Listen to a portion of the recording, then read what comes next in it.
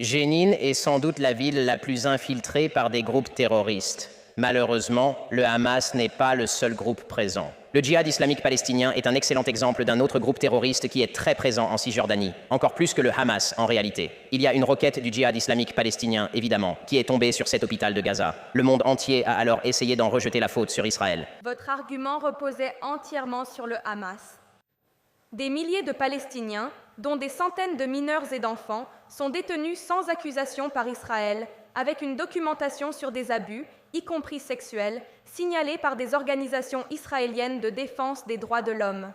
Le Hamas n'existait pas pendant des décennies après la création d'Israël, et ils ne sont pas en Cisjordanie.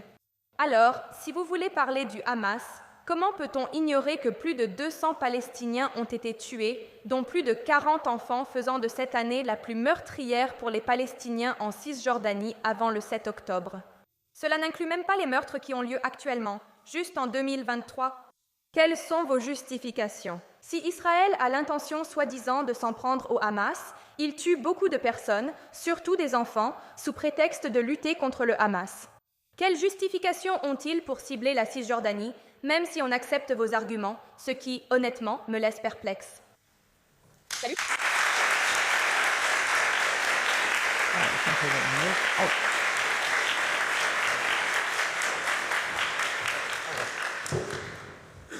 Donc, les victimes qui ont eu lieu en Cisjordanie sont en grande partie antérieures au 7 octobre. Il y en a eu beaucoup depuis le 7 octobre parce qu'il y a eu de nombreux affrontements entre les FDI, l'autorité palestinienne, et les membres du djihad islamique en Cisjordanie.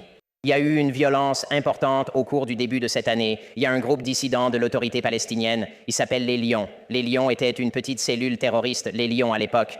Ils commettaient des actes de terreur dans des endroits allant de Jérusalem à des zones de la Cisjordanie.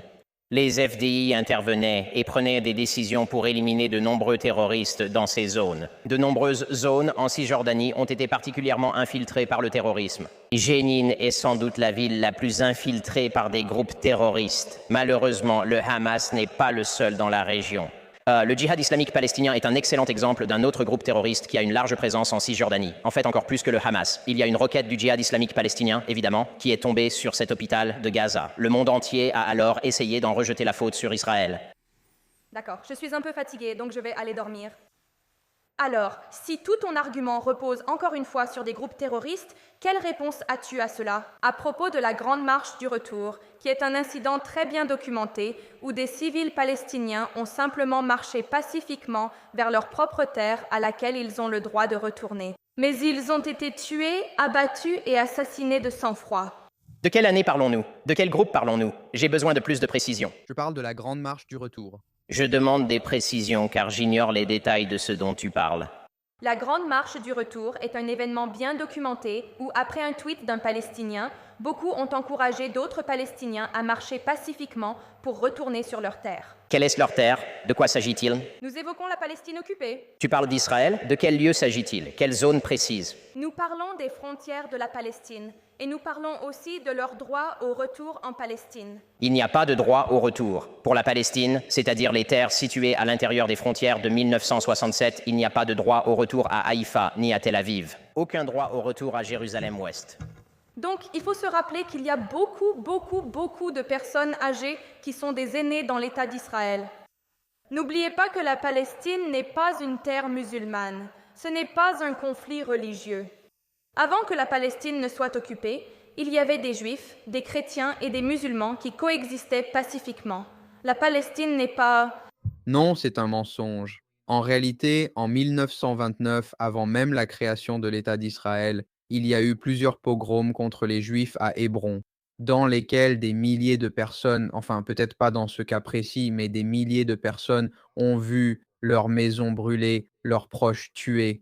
Des Juifs ont été tués avant la création d'Israël, donc non, la situation n'était pas paisible avant cet État. Patrie, c'est une terre qui existait, où de nombreuses personnes encore en vie aujourd'hui sont âgées dans l'État d'Israël. Tu dis donc que tous les descendants d'une population, à n'importe quelle époque, peuvent revenir là où vivaient leurs arrière-grands-parents. Et puis nous avons des grands-mères. D'accord. Grand-mère, grand-père. Peut-on traverser n'importe quelle frontière et revendiquer un lieu où l'on prétend avoir des droits, même sans avoir jamais établi de droit de propriété, comme en Cisjordanie jordanienne ou après avoir quitté Haïfa? Tu affirmes que les gens peuvent actuellement traverser la frontière d'une nation souveraine et s'installer à Haïfa. Même en admettant ce que tu dis, ce qui est faux, je t'invite à chercher la rupture sur Google. Elle est très condescendante. She's so condescending. La marche du retour, qui était une résistance pacifique contre une occupation injuste de la Palestine. Même si tu acceptais ce que tu disais, Peux-tu simplement définir ce que tu entends par occupation injuste de la Palestine? Quelle partie de la Palestine est occupée? je veux dire la question. J'aimerais que tu répondes à la mienne.